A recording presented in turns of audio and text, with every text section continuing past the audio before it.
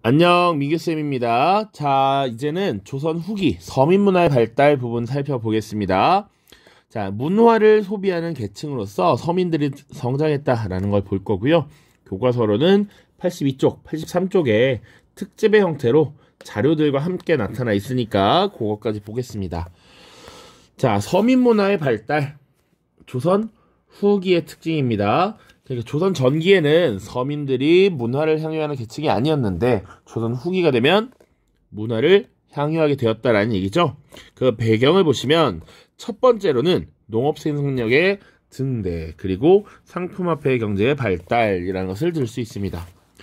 또 서당 교육이 확대됩니다. 우리가 앞에 두 내용은 이미 다뤘기 때문에 알고 있지만 요 내용이 하나 추가로 지금 등장해.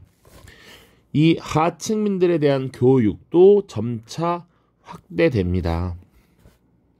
그렇기 때문에 어느 정도 경제력이 향상됐고요. 그리고 어느 정도의 의식도 성장을 했어. 그렇기 때문에 서민들이 문화의 향유층으로 성장할 수 있었다라는 것이죠. 그래서 다양한 문화적 양상들이 나타나는데 그 양상 밑에 부분을 먼저 보면 한글 소설, 판소리, 탈춤, 풍속화, 민화 같은 것들이 유행을 했다라는 겁니다. 자, 서민들은 당시 지배층이 사용하던 한문은 잘 알지 못하죠. 그러니까 이 서민들이 사용하는 한글 소설이 유행했습니다. 물론 이 시기에 한문 소설도 등장합니다. 당시 조선 후기 사회를 비판하는 한문 소설로서 박지원이 쓴 양반전 이런 것들이 대표적이야. 혹은 뭐 호질이라고 하는 책들 둘 다 박지원 때의 작품입니다. 박지원에 의해서 쓰여진 작품. 그런데 서민들을 중심으로 한 것이라고 하면 이 한글 소설이 많았다. 대표적인 것 이따 교과서에서 볼게요. 자, 그 다음 판소리, 탈춤 이런 공연 같은 것들이 많이 등장을 했는데 이것은 주로 시장이나 포구 등 사람이 많은 지역에서 주로 이루어졌던 공연들이고요. 풍속화라고 하는 것은 사람들의 생활 모습을 잘 보여주는 것들이지.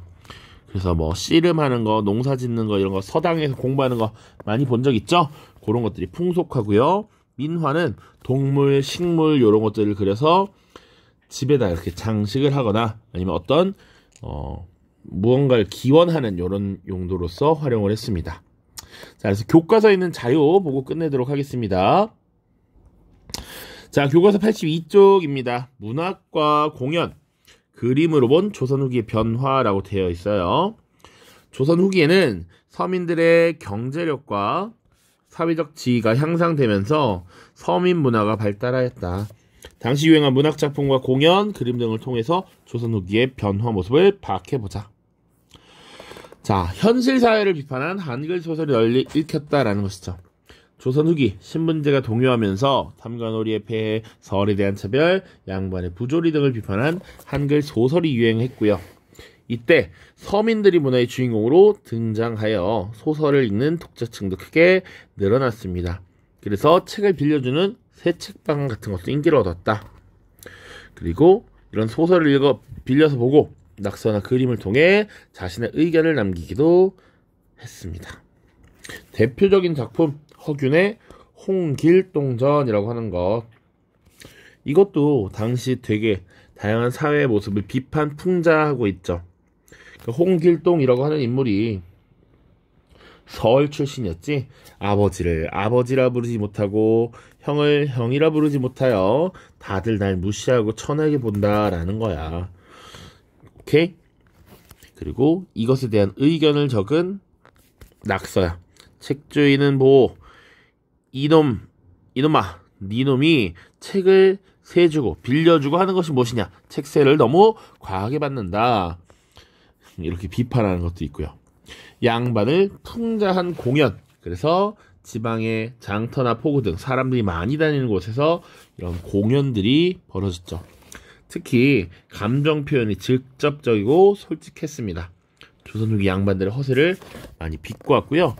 그런 것이 가능했던 것은 사실은 조선 후기에 너무나도 양반의 수가 늘어났어. 선생님 수업 때 좀 과격하게 개나 소나 양반이라고. 아니 이 양반아 이런 표현. 그 당시 양반이 너무 많았고 길 가다가 양반이 대부분이었기 때문에 가능한 얘기지. 그만큼 양반이 많았다. 자, 그래서 쉬 양반 나오신다. 개잘량이라는 양자에 개다리 소반 반자를 쓰는 양반들이 나온다라는 얘기. 봉산탈춤의 일부였고요. 자, 소박한 일상을 담은 풍속화. 이걸 가장 많이 봤을 것 같아. 백성의 생활 모습을 생동감 있게 그려낸 풍속화가 유행했다. 그래서 다양한 내용들이 담겨 있습니다. 장시의 성행, 수담교육의 확대, 이런 것들. 그리고 때로는 여성들이 그림의 주인공으로 등장하기도 했습니다. 풍속화가로서 대표적인 인물 2명을 좀 기억해두면 좋습니다. 김홍도와 신윤복이라는 인물이죠.